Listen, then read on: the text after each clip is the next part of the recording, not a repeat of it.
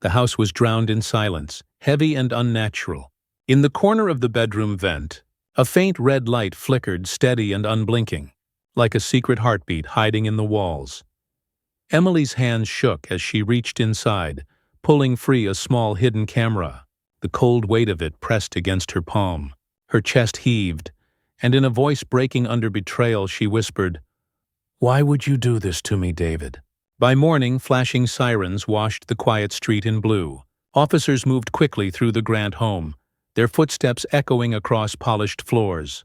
Down in the basement, the stillness broke.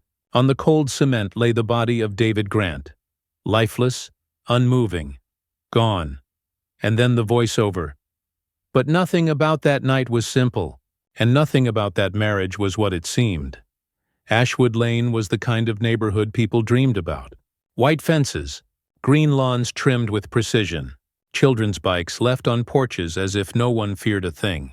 And in the middle of it all stood the Grant house. Pale shutters, a garden of tulips, and the illusion of perfection. Inside, the picture wasn't as flawless. Emily Grant moved through the rooms like a woman carrying weight she couldn't set down.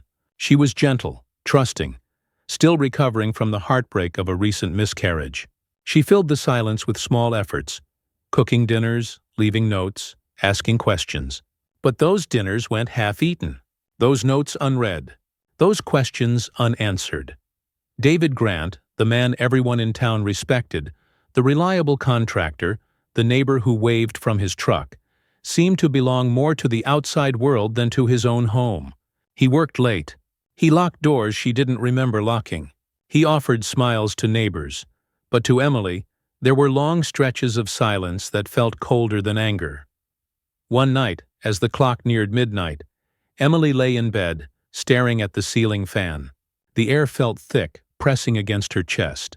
She turned over, restless, searching for sleep that wouldn't come.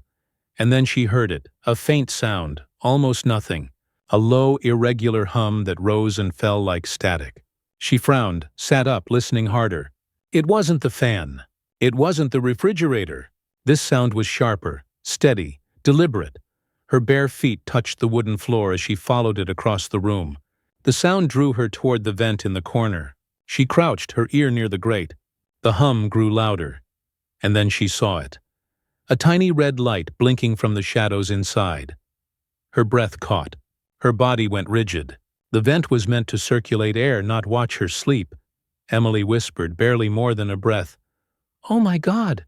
The light blinked back, silent, patient, and alive. Emily's fingers hesitated near the vent, her breath trembling in the quiet. That blinking red dot pulsed like it was alive, watching her, recording her. Every instinct screamed to pull back, to run, but something colder, deeper, stronger kept her frozen. Then slowly, deliberately, she grabbed a screwdriver from the nearby drawer. Each turn of the screws felt louder than the last. When the metal grill finally dropped to the floor, she reached in, and her hand closed around it. A black camera, no larger than her palm. It was wired, warm, and real. She sat on the edge of the bed, staring at the thing like it was a bomb. Her mind raced. Questions collided. How long had it been there? Why would he do this? Downstairs, David's keys jingled in the door. Emily panicked, shoving the camera into her purse just as he stepped in. He was calm. Too calm. His eyes scanned her, pausing on her flushed face, the open vent, the tension in the room. "What are you doing up?" he asked. "I couldn't sleep," she said, forcing a smile. He stepped closer, pausing at the foot of the bed. "You look upset." "Just tired," she whispered. He didn't press. He never did, not directly. That was David's way. Smothering without touch, controlling without noise. As soon as he disappeared into the bathroom, she slipped out the back door. The cool night air slapped her awake. She needed answers. She needed proof. In her car, hands shaking, she plugged the camera's SD card into her laptop. Static. Then grainy footage filled the screen. It was her, sleeping, dressing, crying, clip after clip, day after day. From every angle of the bedroom, her voice caught in her throat. But then the footage shifted. Another woman, then another, And then, her younger sister. The glow from the laptop screen lit Emily's face as her eyes scanned each clip, her breath quickening. What began as a whisper of suspicion had now become an avalanche of certainty. This wasn't a mistake. This wasn't a one-time thing. David had been recording her for months, maybe longer. The angle never changed. The bedroom, the bathroom door slightly ajar, the walk-in closet, every vulnerable moment catalogued, stored, dated. But what shattered her wasn't seeing herself. It was seeing the others. In one clip, a babysitter, barely out of high school, folded laundry on the bed. She bent to retrieve a fallen sock, unaware of the lens that watched from the shadows. Another showed a friend who'd once stayed over after a night out. She laughed into the phone, dancing in the hallway. That night, Emily had offered her the guest room. David had offered her privacy. And then came the one that made her drop the laptop. Her sister, 16, borrowed pajamas, sleeping on the very bed she now sat on. Emily backed away from the screen like it was on fire. Her hands gripped her knees as bile rose in her throat. She was sobbing now, but not from fear. It was something worse, something deeper. Violation, shame, rage. And just as she wiped her face, the next video auto-played. David sat in a chair, staring straight into the lens. "She'll never leave me," he said softly. "They never do." His eyes didn't blink. His voice didn't shake. It wasn't a confession. It was a warning. Emily slammed the laptop shut. She couldn't breathe. This wasn't just about being watched. This was about being hunted. Emily didn't sleep. She couldn't. Her body was in the house, but her mind was racing ahead, calculating, unraveling, preparing. The morning light hadn't yet touched the sky when David's alarm buzzed. He moved through the kitchen like any other day. Coffee, toast, unread newspaper. As if there wasn't a hidden camera tucked inside her purse. But Emily had made a decision. She placed the laptop on the kitchen table. Open, volume up, footage rolling. When David walked in, the audio was already playing. His own voice filled the room. "She'll never leave me." David stopped in his tracks. Their eyes met, and for the first time in weeks he didn't smile. "What is this?" he asked. Emily's voice was low, cold, controlled. "You tell me." He didn't even try to deny it. He just exhaled through his nose, eyes scanning the footage. "You've misunderstood what this is." She stared at him. "It's not just me, David." "I was protecting us," he said, stepping forward. "From what?" she barked. "From losing you. From your lies. From what you were becoming." She stepped back. He stepped closer. "You think you're the victim? After everything I've done for you?" His voice was rising now. "You can't have children. You barely talk to me. I gave up everything for you, and this is how you repay me?" A glass on the counter shattered as his fist slammed beside it. Emily jumped. "You think you can ruin me?" he hissed. "You think anyone will believe you over me?" Tears streaked her face, but her spine didn't bend. "I don't care if they believe me. I'm done." The air between them crackled with danger. She walked out the front door, barefoot. David didn't follow. He didn't need to. He knew she'd be back. She always came back. Until now. Emily stood at the front desk of the local police station, clutching her purse like it held her sanity. Inside, the camera. The hard proof. Her heart thudded in her chest, but her voice was steady. "My husband has been recording me," she said. "In our bedroom. In private moments. And not just me, other women. My sister." The officer behind the glass barely looked up. He asked for her name, her ID, and then waved her toward a detective whose badge was clipped crookedly to his shirt.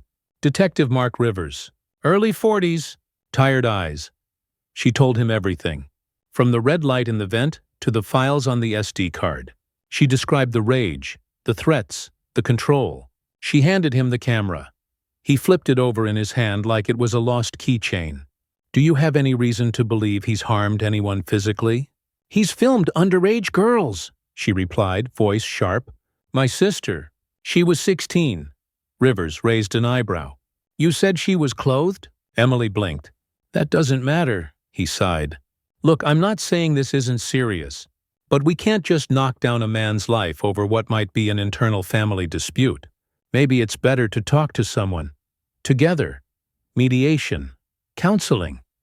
She stared at him in disbelief. He's watching people through walls, she said. He's not angry. He's careful. Calculated. But Rivers was already standing up. We'll log it. If you feel threatened, call 911. Otherwise, there's not much we can do right now. Emily walked out, more shaken than before. The world outside looked the same. But now she knew the truth. No one was coming to save her, and David knew it.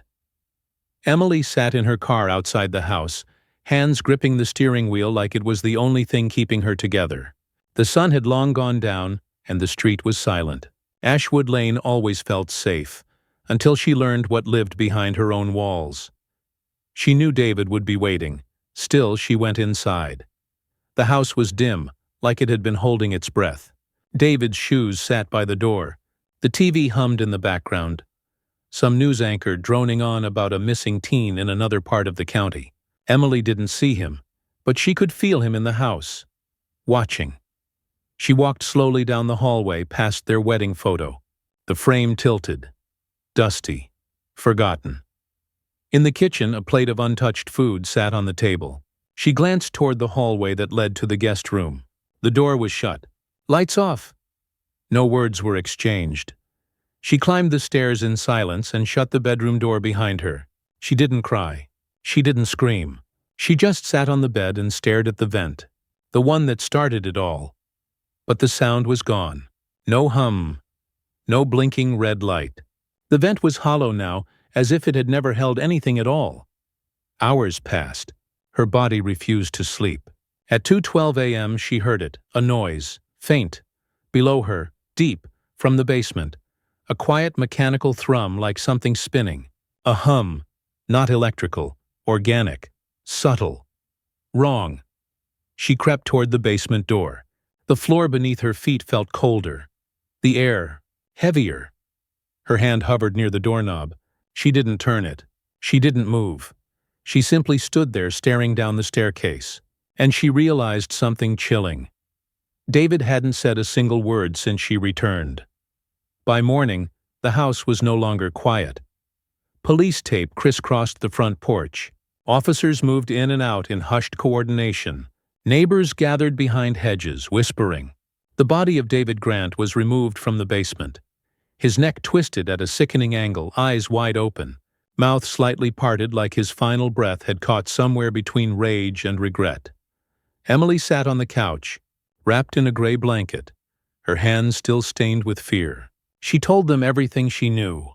Every detail, every movement, every hour accounted for. Her voice never cracked, but her silence in between words said enough. She said she heard a sound. She said she opened the basement door. She said she called out, and then she called 911. The coroner's report came back within hours. The fall had killed him. That much was clear. But it wasn't clean. Bruises lined David's arms, finger marks pressed deep. Defensive wounds, scratches on his wrist, and then something else. Something that turned the entire case inside out. Sedatives. In his system. Enough to keep a grown man barely standing. Detectives exchanged glances. Accidental fall? Or staged accident? They combed through the house. Upstairs, downstairs. Inside vents.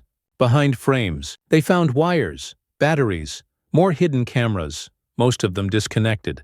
But some still active, still warm. David Grant had turned his home into a network, a system of control. But now, his system was broken. And with every step deeper into that house, investigators stopped asking how he died, and started asking the question Emily had whispered only once, under her breath. When no one else was in the room, who else was in this house last night? The hard drive was tucked behind a false panel in David's study. Found by accident, hidden in plain sight. Just like everything else he'd built. The IT technician clicked through folders while Detective Rivers stood behind him, arms crossed, jaw clenched. What appeared first was ordinary. Contracts, invoices, tax forms. But then came a folder buried 4 layers deep. It was titled simply, Property Records. Inside there were hundreds of video files. each labeled with precise detail. Babysitter, guest room, May 12.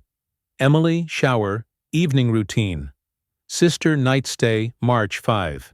Each one was time-stamped, categorized, and archived with a level of obsession that sent a chill across the room.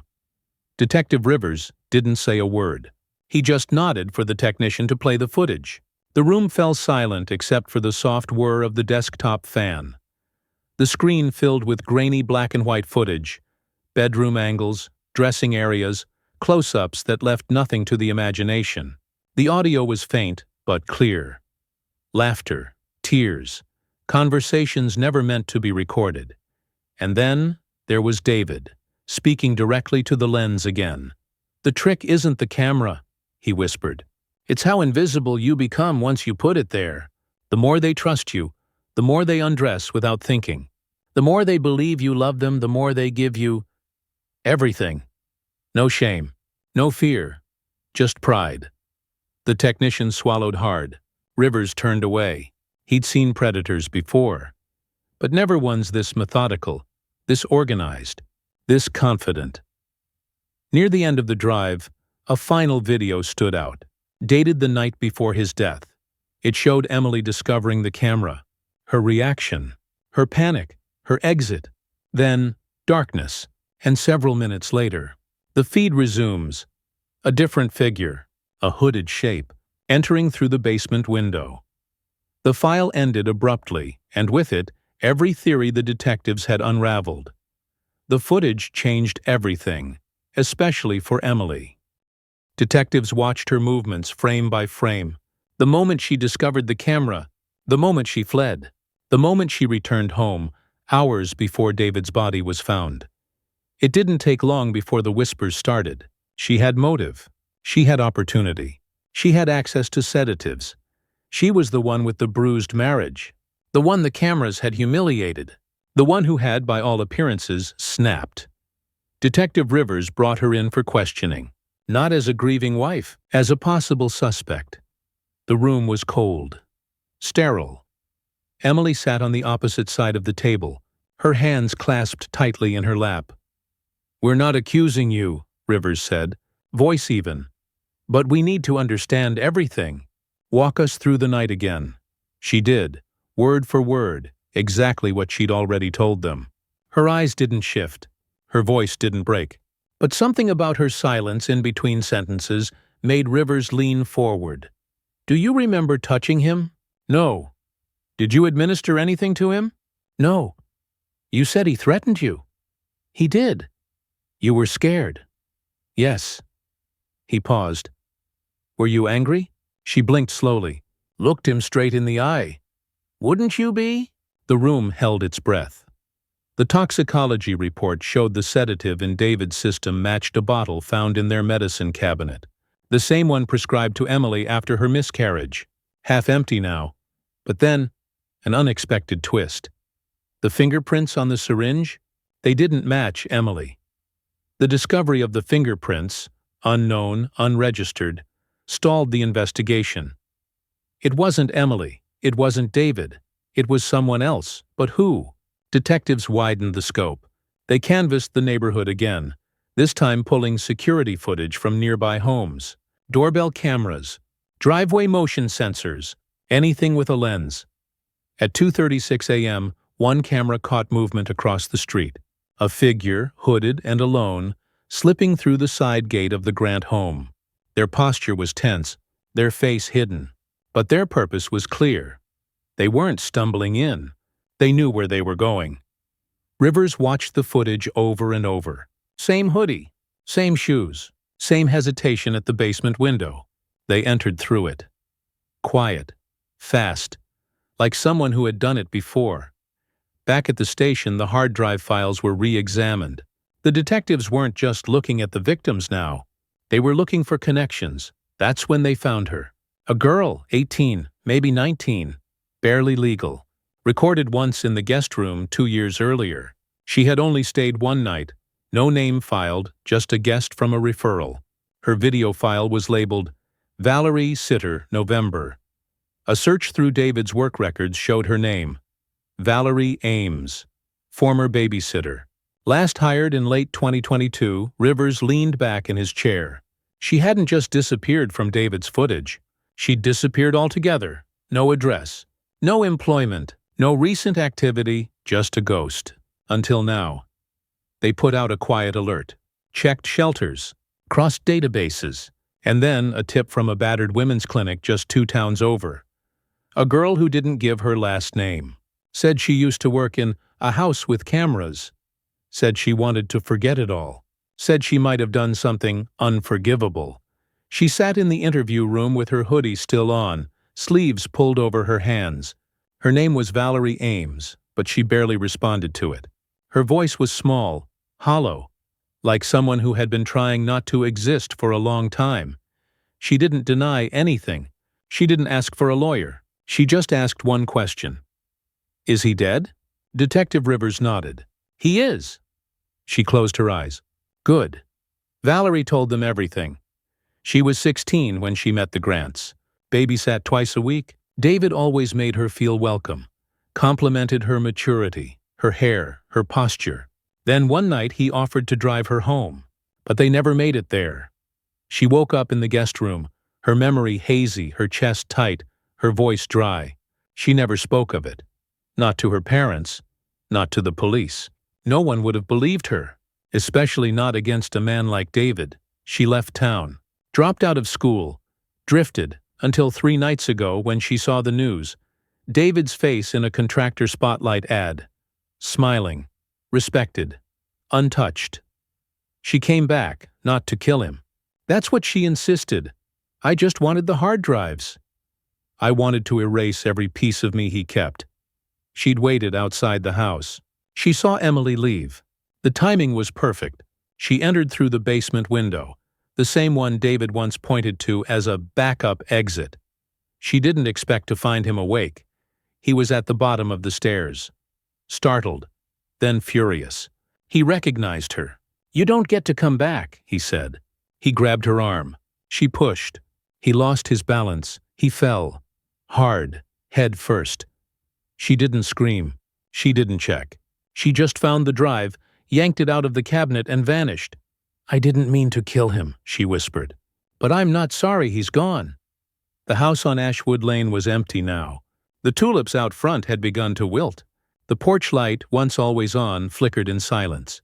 No yellow tape. No officers. Just wind. Just quiet. David Grant was buried in a cemetery that saw more landscapers than mourners. A short service. Closed casket. Emily didn't attend. Neither did anyone from the neighborhood. The cameras were gone. Every last one. Removed, dismantled, discarded. The hard drives now sat sealed in evidence lockers. Most of the footage would never be shown in court. There wouldn't be a trial. Valerie Ames had been offered a plea. Involuntary manslaughter.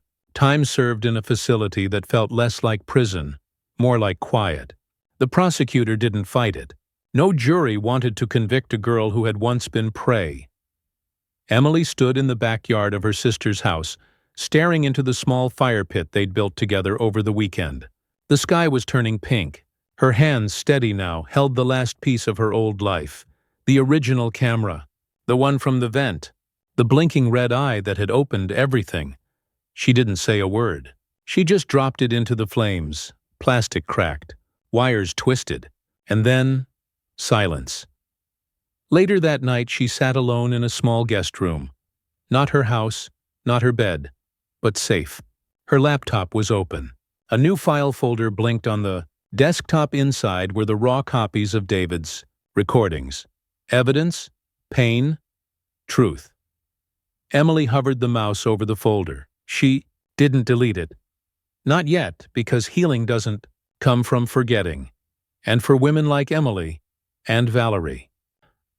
The only thing more dangerous than silence is pretending it never happened. Trust, the narrator's voice fades in, isn't always broken in loud moments. Sometimes it dies quietly, click by click, glance by glance, until one day you find a camera in your wall and realize you were never alone.